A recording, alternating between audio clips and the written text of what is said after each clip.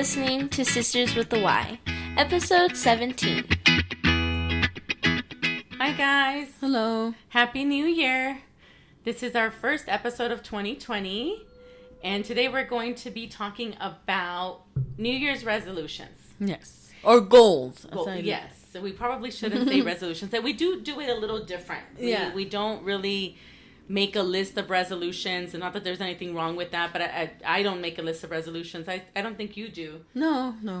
But a few years ago, Sana told me about something that I think, did you read it? I'm not sure on Instagram, yeah. About picking a word for the year, and that's the word that you carry with you for that year that will hopefully help you achieve your goals. Mm-hmm. So first, let's talk a little bit about what our word was last year. Okay. So in 2019, was 2019 the first year I did it? I might have done it 2018. I don't even remember what my word was then. I don't remember. But for 2019, my word was do. Yes. D-O. As a verb. And I think that's always been a little harder for me to find a word that's nice and sounds nice. Yes, that's like a ooh, what a beautiful word. But do, and I wanted to do more. I didn't want to just want. It's always I want to do this, or I want this, or no, just do it. I don't know how far it got me, how much do I did, but well, would you think a lot of it with the words and with vision boards, and maybe only people who do this understand this, but a lot of it is kind of being mindful of it, being mindful of what you're doing because you're trying to achieve this goal that's surrounded by this word. And I think that's where I probably went wrong. I think at some point I forgot what my and you word have was. to forget it. You have to kind of leave it, like you put it in yourself, but really meditate on the word and then just let it be. But then how do you hold, well, what was your word last year? It wasn't a word. It was actually a quote from Dolly Parton, which I don't remember exactly how it goes, but it was something like think of who you want to be and then be it. Okay. Yes. But how do you hold yourself accountable to it? I think a lot of the times it's on my vision board. That time it was on my vision board. My vision board ended up going inside the closet halfway through the year, which was a bad idea. But it's so, after I took it out to throw it away because I was cleaning, it's how I looked at it for so long that somehow it does stay in your brain. Because then I was looking at it, and a lot of things that I did put on there did happen. Mm-hmm. And do you feel that you did partially, because I don't know that it will all happen in 1 year, but that you partially achieved what you wanted to achieve? Definitely. Yeah. 100%. And I do feel that this was definitely, that 2019 was definitely a year of change for you. Yeah. So I do have to agree. I don't know that I don't know that I did a lot of do. Well, did you want to do new things, or you just wanted to I just wanted to just do it. Like I think a big part of it was like the gym, or eating better, or then I think you needed healthier. to be more clear on what the do was. Because you could have been being more healthier, being more active. So my word should have been more. No, it can be a verb. Your word should be verb. Get up and do something. Action. Like I and maybe I know, and I think I had mentioned this to you before. There was a meeting that I went to, work related, but I can see how easily this can be not work related. But we went, and you had to decide on something you wanted to do better when it comes to what you were trying to do at work in your work environment, and you had to list it in this little piece of paper. But the piece of paper was like a carbon copy, so it had 3 different copies. You stick one somewhere, which I stuck in on my closet, and then you stick another one in your wallet, and then you give another one to a person that's going to make you accountable for it. Okay. And I think something like that is very helpful, even though with that I did take them all down. Like I threw it out of my wallet when I cleaned down my wallet. That's a mistake. I took it off my closet. But maybe something like that. Maybe saying I'm going to write this word down and put it in my wallet, or put it on my closet, or something like that, to maybe be more mindful of it. I think whatever you do, you have to have some accountability in anything in life that you want to change in yourself. Because then if you don't, then how do you know if you're doing it? Yeah, and I think, I don't know if we necessarily have to have, because you don't necessarily have to have somebody else telling you, hey, are you doing this? But I think with me, it's almost, how do I constantly remind myself that this is what I want to do? And I shouldn't have to if I really want to do it, right? I think you did really go into 2019, knowing that you wanted this change in you. Yeah. And I think that's the first thing. You have to say, with anything. I think that's the problem with a lot of resolutions, that we get so used to saying, well, I want to lose weight and I want to do this for the new year. Instead of being like, what is it exactly that I do want to change in me that will make me be that person that will do these things? And even the losing weight. Like, I think at some point we should even ask ourselves, why is it that you want to lose weight? Exactly. Why do you want to lose weight? Why do you want to... with money, that healthy. was one of my lessons this year of like, okay, so you want money? What do you want it for? What do you want money for? Is it going to change your life? What exactly is your relationship with money? What exactly is your relationship with weight?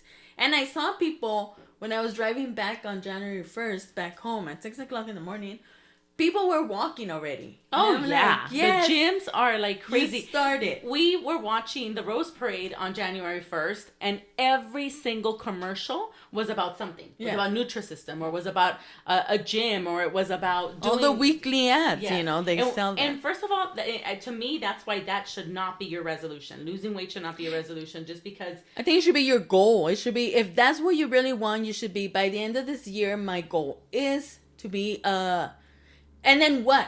Is it because you want to lose weight because you want to fit in a certain dress, or because you want to be healthier? Then your goal shouldn't be, I want to lose weight. It should be, I want to be healthier. And then figure out how to be healthier. I think I want to be healthier, but I think in the process, I also want to look better. I think for sure, to me, it still looks. And it has to be no scale. You have to see what works for you. Because a lot of times I know that I was every year. There was a year where I woke up at 5 o'clock in the morning to go walking on January 1st. And that lasted a week. So, and it's also hard. Like, why do we pick the beginning of the year? Is it just because it's easier? well, I think like with Mondays and somebody, there's people that I talk to that are always like, I hate Mondays. And I always think like, why, how can you hate a Monday? Like Mondays, like you get that chance to start all over again. So the year not getting so much into it, but time is really relative. If people who don't have clocks don't count things by years, by months, by days, we do, because we need that organized, we need a starting point. But if you do have it, then how wonderful that you get to start a whole new year saying that you're going to be this completely different person. If that's what you choose to be, that's the first question you should ask yourself. It gives you a fresh start. You get to start all over again. I did see a lot on social media this time around when New Year's was coming, the New Year old me. I did see that a lot more. Yeah, because it's not new you. Versus it doesn't have to be a new me. No. And I would have to say I agree. I don't know that I necessarily want to change me. I just... Yeah, I think you don't. But no, I think it's and me changing me, I don't at all think new year, new me. I think it's new year, better version of me. Because I think that if you want to change something, it's because you're not living up to the best version of yourself. Not because suddenly I don't even know. Physically, like anything that's a belief in your brain, you can change. And I think that's a great way of putting it. New year, better me. It's not necessarily a new me. It's just a better me. Yeah. And people are going to think otherwise. You have to be okay with that too. With the new year, better you have to think that people are going to be like, oh, new year, horrible you. I like the better you. I remember years and years and years and years ago, I had a friend and I really liked her. I was really close to her. And then her husband cheated on her and she got a divorce. And ended up meeting this other guy. And then she became this person that I no longer wanted to associate with. And you don't have to. And she was like, oh, I love this new person because he finally let me be me. And it was like, oh man, then I really liked the not you. Yeah. And that's what I always tell people. If whoever liked you in the same way with yourself, whoever you liked, you're going to like them regardless of their decisions or choices. That's not who they are, their attitudes. But if people change that much, then either you remain the same and they change, and we have to give permission to people to change, or they were lying their whole time that they knew you. And that's how I feel. Like, really? So then you were lying for all that time? Like, you were just like, that wasn't really you? Because I can see it, though. I actually disagree. I feel that she wasn't her with this new person. Because you didn't know her like this. Because she was never like that. To you. With you, around you. Yeah. Or around anybody, because we were all in the same circle of friends. But, but I mean, she liked herself better than you, Wayne. That's perfectly fine too. Yeah. I just chose not to be a part of it anymore. And that's what I think everybody needs to be okay with it. That's why I say it's, for me, if you start the year saying a better version of myself, when you start being a changing and that you're aware and that it's intentional, really, come on, there's a book I think that says like, fuck everybody else. Like, you're not going to care what everybody else's opinion of their perception of who you are and who you should be. And I think if that's true, the people that you're close to, if you're truly close to them, you're not going to change with them, because the people that you're close to know you. Some people don't like you to grow. I know a lot of people who will be like that. Like, I don't like the new you. Because it doesn't benefit the friendship that I had with you. It doesn't benefit the relationship that I had with you. At the end of the day, we're all selfish, and it all benefits. But then you weren't close to them. I don't know. Were you close to that person? I can't imagine any of my close friends. No, but she wasn't growing. If you're talking about growing, like something that's like, if you're gonna better yourself, I can't imagine any of my close friends not wanting me to better myself. But better yourself to their standards. No. Better myself to my standards. Like saying, I'm going to now have a better job, or I'm now going to lose weight, or I'm now going to do this. Well, I know somebody in my head that I know that you probably know who I'm talking about, that I can say that in her head, she bettered herself. I don't see it that way, because those are not my standards of bettering. So to her, she's happy. She's in a happy relationship. She's good. She's spiritually well. Everything fits. But to me, that's to her standards, she bettered herself. To my standards, I feel like I could be like with you, like saying, oh, what happened to the other girl that used to exist before that? But I can see I think because I still get sneak peeks of that other person.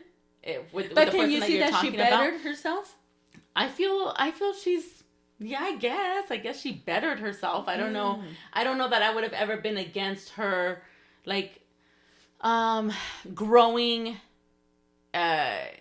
within herself. I would have never been against that. I think what I'm against is when people, quote unquote, better themselves and choose to bring other people down in the process. That I'm not okay with. Which I don't think you can bring people down, but you can exclude yourself from them, and at any point no one should feel. And even if you exclude yourself from someone, I don't think you need to vocalize that. But again, I feel differently about things than other people. But I don't think you need to vocalize that. And I didn't to this friend that I chose to no longer be friends with. Yeah, you just stay away.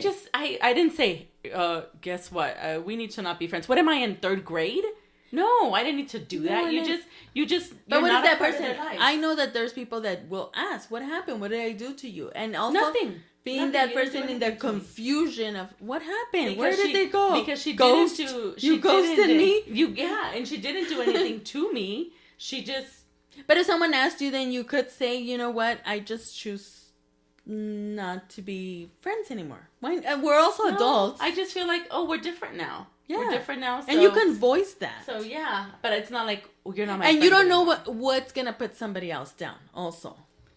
And in my essence of like, you don't decide what hurts other people. I don't decide what hurts other people. And the same way I don't know what hurts other people. True. But I think sometimes people do know. And they still choose to do it. Yeah.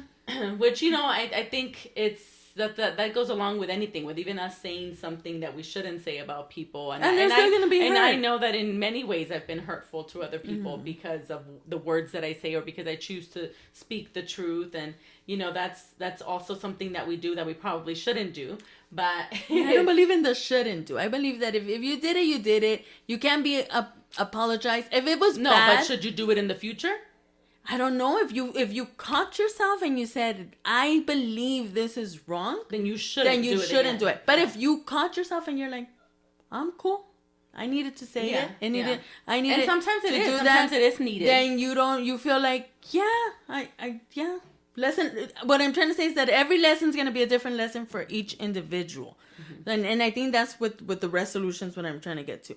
And everyone's going to have a different goal. And sometimes we go with this flow of, I need to lose weight. So what if I'm 400 pounds? What if I don't want to lose weight, but my surroundings, we're all getting jazzed about, well, starting January 1st, I'm going to lose weight. And then I feel like, I need to say it. Even society. Yeah, and that's where I have this problem. If you're 300 pounds, society is not going to be comfortable with the fact that you say that you don't. 300 yeah. pounds. Yeah. And that's, once again, in my whole change, I have a big issue. And anybody can recommend a book. I would love to read more about it in these social norms and what everyone should be living up to. And that's where we go when you follow this whole and who resolution. And I have to, but it starts with that, starting with, if they better themselves according to my standards, if they think according to my standards. I would say I'm gonna take it even further. Like, who started this? You should want to lose weight. Everybody. Oh my God, I would think back to when did this start and why? Like, at some point, wasn't it okay to be kind of chubby? No, never. I think it was like those drawings that we see. There's those drawings, but it's exotic. At that time, it's like, oh my God, look at that rebellish art piece where somebody dared to draw this overweight woman. Because it was not there we go with art too. There's not a norm. I love art that is completely wacko. Like, I don't like these, let me draw this person and I can get the precision. I understand. I couldn't admire someone that knows how to do that. But to me, give me a drawing of splattered paint and I love it. I love how someone can see something in it, or these weird museums where they have like a cup of water and like, this is art. Because then I'm like, okay, well, let me see it that way. But in all times, beauty has been this social standard of certain things. And then those things were just going out of the way or being rebellious against the norm. The Mona Lisa was a rebellion against the norm. And then it turns out to be the most beautiful art. So when do we finally see a human and say, you know what, I don't appreciate you right now because society is telling me that this is the norm. But one day I might appreciate what you were or how you were thinking or what you look like. I don't know. We might never. Yeah, maybe not. I honestly think we wouldn't. I think it's going to take I think we have changed as society, as a world, but it's hard. It's super, super hard. I was listening to it, and not that this is, has anything to do with this, but I was listening to a podcast about Jeffrey Dahmer because I really like, true crime. And and this is the 80s. And he had gotten arrested. And not for killing someone yet at the time, but he was already killing people. And they would have figured it out if they would have kept him, looked more into it. And they talk about how one of the main reasons he never truly got caught or investigated was because he was a white man. Of course. Yeah, he was a white man. The crimes that he committed with awe, and I don't remember if it was 13 or 16 total men that he killed. Were, out of all of them, 2 were white. All the rest were either Latino, Asian, or black. Yeah. And I think you can change it. And it's not my word, but it's my idea is to completely detach myself from what I think social norms are. Because which is hard. I don't know hard. that anyone can do it. It's hard, and that's your belief. And then who can do it and who can't do it, we don't know. But I would say start with yourself. If you truly don't believe that there's that we should be. We're not going to change the world. I'm not going to change the world. I can only change me, and I can only change. And I once honestly again, wouldn't want to detach completely it from doesn't mean that because, if I don't tell a fat person, oh, you want to lose weight, I don't see that wrong. Like I'm okay. That's what I don't want to get. I never, and I don't think I ever have told somebody, because I've always been fat, and I hate that people believe that that's your only goal in life. But I don't ever tell nobody, oh, you need to lose weight. But I also doesn't mean that I don't want to lose weight. Doesn't mean that I don't have a certain physical image that I want to achieve. And I wouldn't ever tell a heavy person like, hey, do you want to lose weight? But I also do not believe that someone who's overweight, and I'm talking extremely overweight, doesn't want to lose weight. And I don't. That's where I'm at right now, where I have to be that. like, I don't know, because I've never really met someone that didn't say, I don't want to lose weight. I haven't met nobody that says like, I want to stay fat. Yeah, yeah, I haven't. No, so I would like, I would like to meet somebody. And I think when people are, especially now, they're trying to, in the spotlight, are trying to be like, no, look, it's okay. Yes, it's okay. But it's also not okay to be unhealthy. I don't know if it's unhealthy though, because I'm really fat and I am very healthy. No, it's still in some ways going to be, you're still going to be more at risk of cardiac. Yeah, but I don't, but also runners have died of heart attacks. Yes. I also can't say because I'm fat. But you see, maybe you have to live it. Maybe you have to be, I would have to be that 400-pound woman to really know if she wants to lose weight or not. People always tell me, it's because you need to lose, that's the nice way of saying it, right? You need to lose weight because you're not healthy. The last time I went to a doctor, and it was a long time ago, they said I have a 15-year-old's body in my insides, not in my outside. Well, that was a long time ago, though. That was. Yeah. So now am I unhealthy? I don't know. But I can say that the last time that I went to a doctor, which, yes, it's a long time ago, but I was fat. I never have had cholesterol. I've never been pre-diabetic. I've never had Neither have I. None of those diseases. But do you... That people worry so so much. Yes. Yes. No, the and then my so thin is not everybody's and thin. even this 400-pound woman, because right now it's trendy to not be thin. No, not because it's trendy. I've never wanted to be a size 0. Never in my life. Oh, but it's size 3. Which is I darn think close with our hips. And butt. I don't even think I can get to a size 3. I also have to be realistic. Yeah, that's true too. Because we're 40. We're in our 40s. Yes. It's not going to happen. But at some point you did.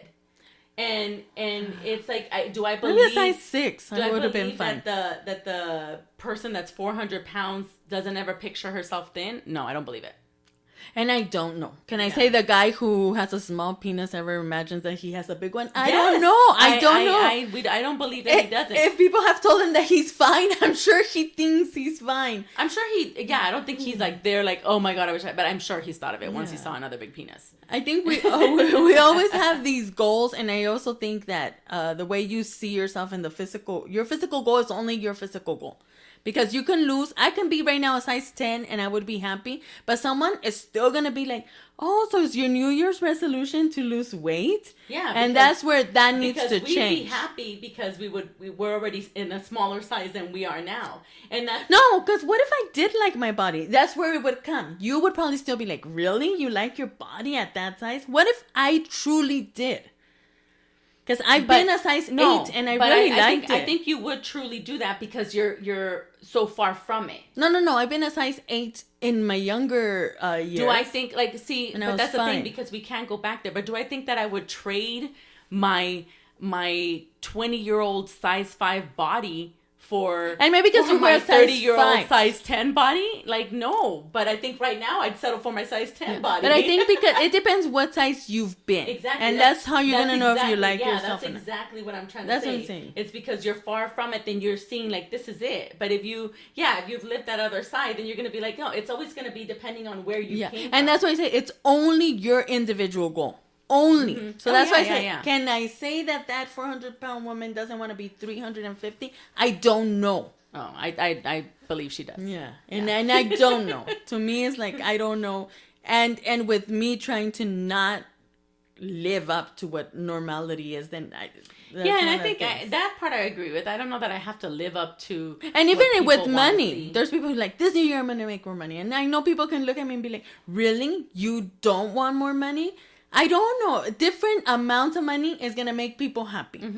Like, I think it's a difference. Like, do you want to be rich or do you not want to be and rich? then what is rich? Is there an amount that we can then can I there put it is. in a paper that I say I'm rich? According to yes, when you do your taxes, there will be. Okay. Yes, Because there's a tax median bracket. of living below Because poverty.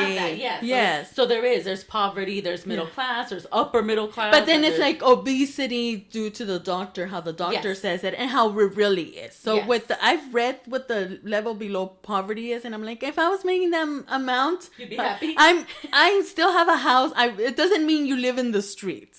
No. It does not mean that you live in the streets. It just means that you make very That little you money. make below poverty. So, Yeah. but if you're happy, go for it. I like. Yes.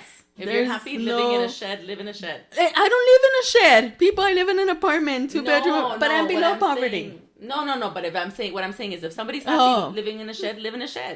Yes, and I think with the norm, everybody play around with how you are, and if your goal is to lose weight, then just kind of like I would say talk to yourself about why, because you might find out you don't want to. Yeah. You might just find And if out you that still you want to, don't. then lose it. Yeah, but yeah. but do it. I guess do it for the right reasons. Maybe know why you want to do it. And if it's just to look better, then hey, it's just to look better. Yeah, that's okay too. that's not a bad reason. No, That's no. not even in a list of bad reasons. You're the only one who has a reason. But if your reason is because everybody else said it and everybody else thinks I should, then you're already not in the right path, I would say. But I would say go against me. That's fine too. So what is your word this year? I have two, and it's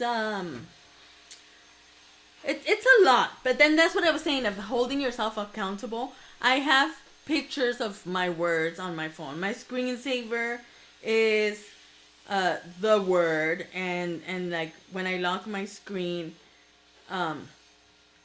it's also something to do with the word. Okay. So in order to keep reminding yourself, then you have to do it. One of them is surrender, and I think that's the biggest one, which is giving up what we think should be happening for what is actually happening. Oh, 'cause I like that. I think a lot of the times, and that's where it even goes with resolutions and everything that goes with it, is that I believe in God, or the universe or whatever. So if you put it out there, a lot of the times you feel like I already put it out there, but now let me control how this is gonna work out. Let me control what exactly needs to happen. And you're so focused on that happening that you forget everything that's going on meanwhile. And you're not present to it. And even with like you get obsessed almost with what you expect to be happening. And that you have a picture of how this should look. And then I don't want a picture of what it should look like. I don't have a picture of what it should look like, how I'm gonna end the year. I don't think I have a picture of anything. My manifestation on my vision board is more feelings. I know that I want to have another year where I want to feel fulfilled. I want to feel happy. I want to feel joyous. I want to be in love, if that's even a possibility. But that's it. Then I said it and I let it go. I live my life according to what I need to do. If a door opens up, I open it and I walk in. And if it doesn't work out, it doesn't work out. But you already surrendered your expectation of how things should look. It's almost like saying it's okay to not have a goal. It's okay to not have a goal. It's okay to just It's live your life. But it makes it, if you want to, for me, if I want a purposeful life, I need to have a goal. Once again, my goal's not attached to this is what my career needs to be. And this is the guy I need to be with. And I need to end my life this way. My goal is just, I need to have a purpose. I need to be fulfilled and I need to feel happy. Because if you live life also like without no goal, without no purpose, and then, oh, what? If your life sucks, you just surrender to that. I can't surrender to that. So it's kind of just knowing that if you already put it out there, it's going to happen. How it's going to happen and what it looks like, I don't have no control over that. That's my surrender to say, at the end of the day, God, if I believe in God, I believe God has a plan. I believe things are going to work out exactly how they need to work out and everything's going to happen exactly how it needs to happen. So that's and again, that word sounds really pretty. But I think the definition to me sounds pretty too. Yes. I don't think I could have found another word that meant the same thing. I could have had a whole sentence. Everything happens how it needs to happen. And definitely that would be on a post-up. so long. Yeah, I'll post it. I'll put it. And empathy, the ability to understand and share the feelings of another. I don't want to be friends with the whole wide world. I don't. I'll put it out there in the universe. I don't. Don't come befriend her. Yeah, like I don't need to be in that, but I do want to create a circle in my life where I can understand differences. And I think I struggle a lot with letting people do things, especially when I feel like you're going the wrong way and you want to turn, and you're driving, and sometimes you see somebody going the wrong way and you want to be like, I know in downtown I used to work and everybody would go the wrong way. I had Everybody's someone screaming. going to the freeway the wrong way. Yes, and you're screaming, and you should. People, if you can stop them. Stop them. But once you say you're going the wrong way and the person's like, fuck, so I want to. let me go. I was planning to go this way. Then you have to be like, I'm going to pray a little bit for you over here, but I'm going to let you go the wrong way. And to truly, genuinely be okay with it. And I think that's the hardest part. To genuinely be okay with somebody else's life. Yeah. Especially if it's in no way affecting you. Because if they crash, I'm not their insurer. I don't have their insurance. You're not going to pay for their car. Yes. You're not in the car. Yeah. And I think that's the best way of putting it. If in someone's the driving car. a car in the wrong direction and you're not in the car, then why not let them drive in the wrong direction? It'll hurt a little. You can when I see car crashes, it hurts me for them. But you can give them advice on how to drive. But that's it. But if they choose to still drive that car, then you got to just let them drive. Yeah. When it comes to empathy, is it also trying to understand them? Trying to understand why they're driving that way, or no, it doesn't matter? Well, it's putting yourself kind of in their shoes. And what if that person that's driving the wrong way is completely shattered? They just lost their husband. And they really are doing this in suicidal thoughts. I have to understand that people at that moment think that's the solution. And is it okay? Is it okay? No, but it's the ability to put myself in their shoes. And if I put myself in their shoes, then I could be like, I understand why you did it. So you see, it's like when we're talking about relationships, you want to be like, leave that guy, he's horrible. But we never say, how are you feeling? How are you? Why aren't you fixing you to try and leave? Why does your brain think this is okay? But if the person doesn't want to learn it, then you have to be like, well, I'm there. If you need me, I'm there. We've talked about this in customer service, and again, it's a little different. But in customer service, we've talked about when somebody comes to you, in our case, patients, but it could be a customer or a client. They come to you and they're rude, or they're just a-holes, or they're bitchs. It's just like rude people, and you at some point you have to understand, why are they like this? You're never gonna know, because you're not gonna know their life. But you would perform better, you would have better customer service if you had empathy, if you just said, maybe they're having a bad day. One of the examples was this guy who was this was at a meeting, they gave us this example. This guy was letting his kids run wild, and they were, I believe, in a bus, inside a bus, and then someone finally tells him, like, you need to control your kids, like, your kids are running wild and this is dangerous, and blah blah blah. And he says, oh, I'm sorry, it's just that their mom just died. And you never know what the other person's going through. And with empathy and with anything, I think if you ever get the chance to read the 4 agreements, one of the big agreements is nothing is about you. It's what somebody else is doing. Even like that, when somebody else tells you, I don't want you in my life, it's not about you. I'm sorry that your feelings are hurt or everything. It is only about that person. And we should be empathetic and have human kindness. But a lot of the bad behavior in someone, that we can put it in quotation marks because it's bad behavior to us, has absolutely nothing to do with you. Yeah. And I think especially when it comes to strangers, it's you've got to be able to just set that aside and be like, this has nothing to do with me. I need to do my job. Which to me, ironically enough, is very easy to do. I still don't like when kids run amok and stuff, but it's very easy for me to say, You know what? I don't know what they're going through. I still need to treat them the way I would The treat the same best, way, yeah. the best customer I have. Yeah. But when it comes to people that are even semi close to me, it gets really hard. It's Yeah. really hard for me to say. I need to understand that they're doing this for whatever reason. Like, I just don't.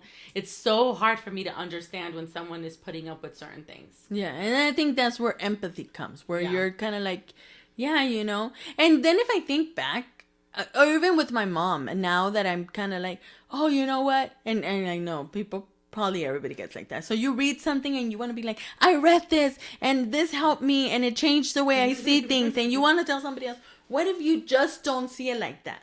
But because they already know me, or they know that I can be rude, or that I can be hurtful, they're only judging me by what they already know. I think that's one of the things with my empathy too, is to understand the person at that moment, not judge them from who they were yesterday, who they were 20 years ago, how they treat. Like, I need to just be, this is you right now. Because if I believe I can change, why am I thinking that that person can change that day? True. And I always judge by, I know how you're going to react. I can't even tell you that because I already know how you're going to react. No, you don't.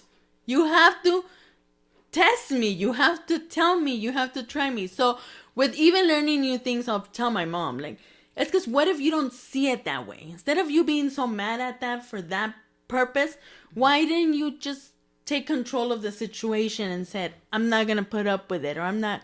And my mom will literally be like, I think you had to leave, you know, like, don't you have to go to the market? And I have to understand that at this point, all I can say, look this is what's helping me. Whoever wants to believe me is going to believe me. Whoever doesn't want to believe me is not going to believe me. And whoever wants advice from me is going to ask But at the for end of the it. day, with empathy, it wouldn't matter whether we believe you or not. I don't think it would matter if No. you're They would still have living the life that you're empathy. living. They would say, you know what? I understand this is working out. I'm saying in me, empathy for her, and saying, you don't need to hear my advice. Yeah. I don't need to tell you how to see things better. You just want to be mad right now. You just want to hate this person right now. And even though to me, it's so much wasted time, I think it happens in anything. I have to let it be. I call it the honeymoon stage. Like, it happens in anything. It's the honeymoon stage. I of, hope not. of I think being people can Christian. change The forever. honeymoon.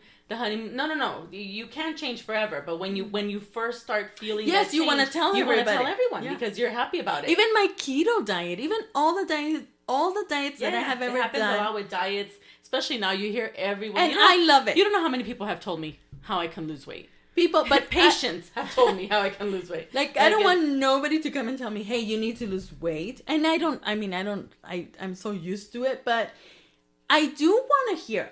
Maybe because I like that. I want you to come and tell me. Tell me about your diet. Let me How how do to you do this. and how to do- Or, hey, guess what? I changed the way I think, but I listened to this. Send me the YouTube. Send me the link. Send me the book. And I appreciate it. But they say whoever wants to learn is ready to look for that anywhere. And whoever's not, we have to be okay with them not wanting to learn it. And that's I feel going to be the hardest word. Surrender, I think I can can do it. I think empathy, another word again that sounds really, really pretty, but that's going to be extremely hard. Yeah, Extremely I think hard. that's where my challenge is going to be. But I think I might make that my word next year, not this year. But so my word this year, with Sana's help, is boundaries. Again, doesn't sound as pretty as the other one. No, it does. but A lot of people than have do. that word. But boundaries, or boundary. A line that marks the limits of an area, a dividing line. Or a limit of subject or sphere of activity. Okay. Which is that, right? Once you picture boundaries, you picture walls suddenly, right? Yes, and I think Go that's up. probably why it's not as romantic of a word, because you Exclude. picture boundaries and you start thinking like, oh, I'm not going to be able to do this, or there's going to be all these walls up, and that's not at all what I want it to mean. No. To me, I think what I want this year is to be a little more okay with saying, this is too much. Mm-hmm. I have too much on my plate right now, so I'm not going to take on this other thing. Yeah. You know, it's going to be, and not, it's going to be figuratively and literally. You know, if there's too much on my plate, I need to take some of it off of it and not eat all of it, you know, but I think I do a lot. Mm-hmm. I do a lot. I choose to do a lot. I don't know that I want to cut all of it out of my life, because I think that's what keeps me sane is having this much to do. I just think I feel I need to carve out a little space to where I can do nothing, or I can choose to do something for myself. I can say, oh, you know, I'm going to go, even something like I'm going to go to the gym, or I'm going to garden, which I'm not even good at, but, you know, I've always wanted to say, you know, I'm going to start gardening more, or clean up my plants outside, or stuff like that I don't normally have time for. And I think it'll be helpful in my household in general, because I think we all run that way. Yeah. We're very... I think my son is definitely the most chill out of the four of us, and he no longer lives with us. Mm-hmm. So we are all for sure very like boom, boom, boom, boom, boom. Like we gotta go. Yeah.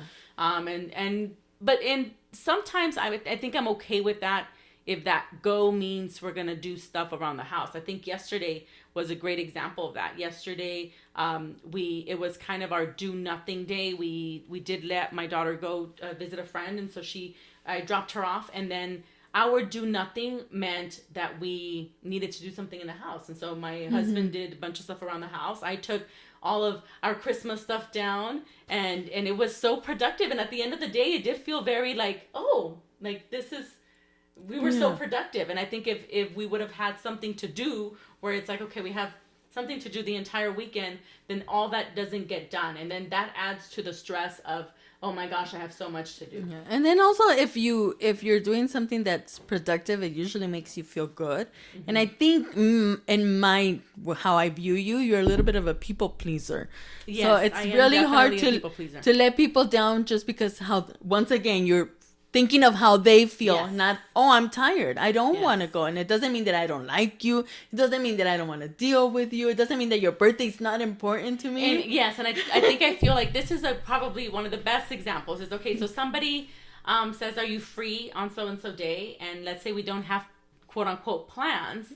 Then I'm going to say, yes, I'm free. And it's like, okay, well, let's get together. And in my head, if I say no, I don't want to get together, then I'm making that person believe that I don't want to be around them. Yeah. Or that I don't want to celebrate. Saying no to them. I don't want to celebrate this occasion with them. Which in reality I do. I really want to be around them. I love being around them, or I love celebrating occasions with them. But if I need to be able to say, yes, I do have plans this weekend. My plans are to stay home, or my plans are to clean the house, or whatever. Or not even give an explanation. I'm busy this weekend. Yeah. But then it's also my friends, so then normally we talk about what we did. Yeah. But I know, and family, I feel like I'm like that with my family as well. I feel like I am very like, well, if they want to do this, and I feel bad if it's not what I want to do, or what we can do. It's just it makes me feel bad. I don't know, and it's just, I think I've always been like that. Always been like that. I think a part of it is being a middle child. I think part of it is it's always been how am I going to please, my siblings on each side of me. Yeah. And you shouldn't. And it was never, which is fine. I don't think there was ever a worry of how are we pleasing Erica. I think you guys at one point had it for each other. You and my younger sister, and her towards you. But it was never. But again, it's a middle child thing. I was perfectly okay with it. But I just, it to learn how to. And I don't know. And I think, I don't know. Well, other middle. I don't know middle children. So I don't know if it is like that for everybody. But I think it is. Well, I think it's called middle child syndrome for a reason. Yeah. I think it does really happen. I think when we're like, as we're growing up, do I feel that I felt any? Well, no, I do feel that I was treated very differently by my mom, but it's I don't know that I felt it affected me, but if I look back, do I feel like, I was definitely a middle child? Yeah, I was definitely a middle child. I think if you sit down and look at it, if Mercy sits down and looks at it, I was for sure the middle child. Well, my husband's a middle child. Everything. My husband's a middle child, But and he's another and story. he was for sure a middle child, like treated as a middle child. So it's Yeah, depending on the circumstances. But I think definitely boundaries should be. And I think that if there was a word, I would want you to choose that word. But that's you should have just told me before boundaries. But I don't have the word for it. Something of that, of just stop caring. Like, stop thinking of who you're... People pleaser. I don't know. What word is it to go against What's that? the opposite? Like, People displeaser. yeah, even family. Because I can say, like, you can go into yourself and be like, what do I want from my family, or what I want. And I know because I've been there where I felt bad that if I asked you, let's do something, and you said no, but then I have to see it in me. No, but that's on me. Why am I putting these expectations on you? Then I go back to me. It doesn't never I think when it comes have to nothing family, to do with that. I've always been very, very neutral.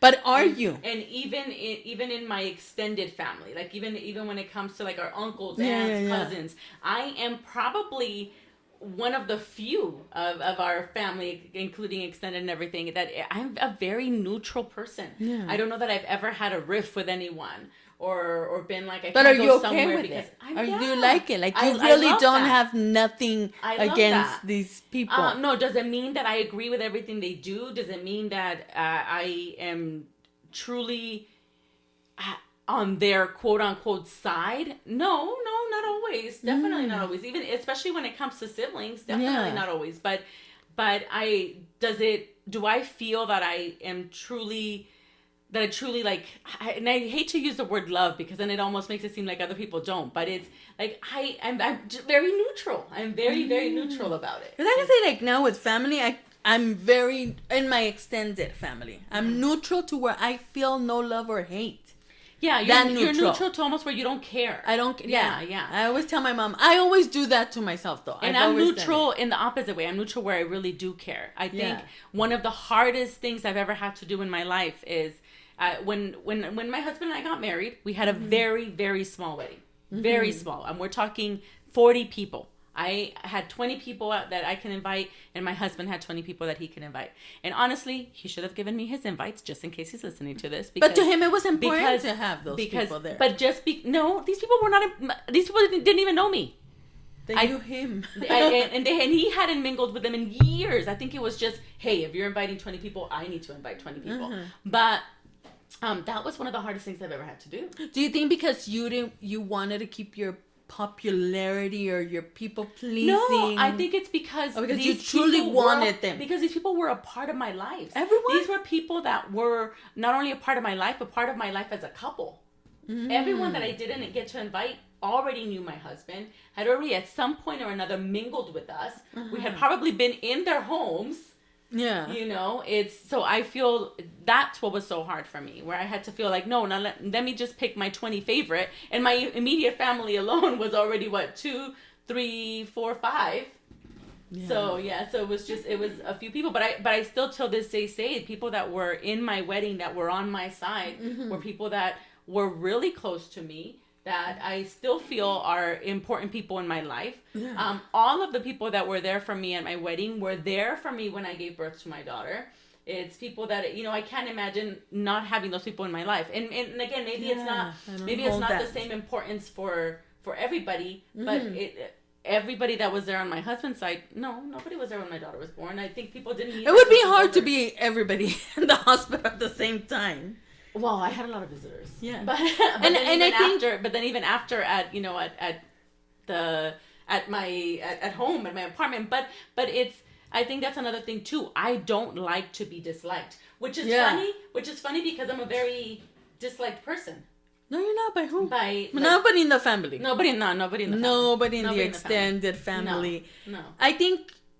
That would be a whole other episode of how people see you and their issues with what things are normal and acceptable and not. Because I don't think I have like a fight with any of my family, but like I explained to my mom, a lot of times she goes back to but they were there because they were there, and that doesn't mean that it takes away the meaning that they had in that moment in my life. They're not here. I haven't seen my extended family in more than 7 years. So Oh yeah, you haven't so seen them in a long time. and it's not by choice. It's not all by my choice. It's all also But I by. don't think you wanted to be a because part of them either. even if I did, no one knows that but myself, and no one knows what they were thinking but themselves. But no, I just think this happened before the 7 years. Before the 7 No, years. I had seen my aunts. I had seen them, but for whatever reason, I don't expect them to lose any sleep over it, and I don't Yeah. lose any sleep Yeah. over it. Yeah. Like I tell my mom, if they die, I don't know. There's limited people who I'm gonna have a significant feeling for that, and it doesn't mean that I don't like them. It doesn't mean that I don't say, wow, as a human being, I hope you live forever. I hope they wish me the same thing. There's just no, I'm not going to feel attached to someone because they were there at a certain point. I was there for maybe a lot of people too that I don't see now, and I don't expect them to be. And some relationships have Thanking to me. end, and I'm totally okay with that too. Like Yeah. some relationships have to end. You're just not a part of certain friends or certain family members. I mean, I can't think of a family member that I ended a relationship with, but there is friends. I've had friends for years. I had a friend for 10 years, and then our time was done. Our relationship was over. Yeah, I do think we that. grew up to be different, and not grew up because we were already adults, but we grew to be different people, and I was totally at peace with that.